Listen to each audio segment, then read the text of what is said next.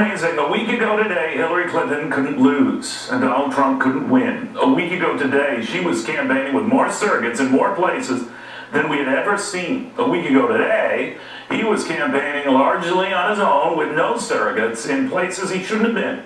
A week ago today, she was nailing down Democratic strongholds with the likes of John Bon Jovi and Bruce Springsteen and Barack and Michelle Obama. A week ago today, he was going to those same Democratic strongholds, and they said he was wasting his time. A week ago today, she had Lady Gaga, and experts said he'd be lucky to have any lady voters at all. A week ago today, they were debating the size of her win and whether he'd accept his loss. A week ago today, they were talking about angry Trump voters who'd riot rather than accept that fate. A week ago today, they were already saying the Trump brand was bruised and he'd never get it back.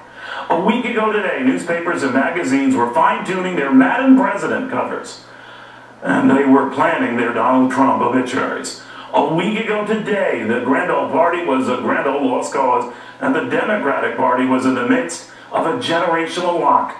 A week ago today, pundits were writing about the last angry musings of a populist candidate desperately trying to rally his base, unaware what he was rallying went way beyond his base.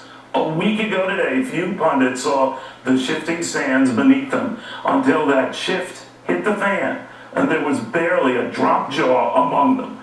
A week ago today, no sign they would be humbled. Far more attention on this guy Trump and how he would just fumble.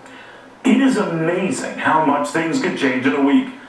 It's weak the excuses experts have come up with for missing that change since. A week ago today, no signs of the big pivot to come. But here we are now, and the great pivot is on. Not from a media that should be focusing on how it screwed up, but on the man they dismissed and how he will now inevitably screw up. So they're back to bashing him over staffing choices they never thought he'd be making. And we're supposed to forget a week ago today what these same experts were saying. A week ago today, they were busy fooling us with data they said was indisputable. And now we're supposed to forget blatant biases that are reprehensible. A week ago today, they could almost get away with it because it looked like they were right. Not so much now because they got it all so wrong.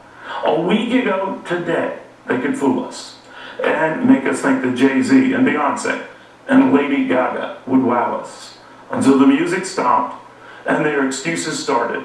It would take one more day for it all to come crumbling down. But a week ago today, one last day before the whole game was up.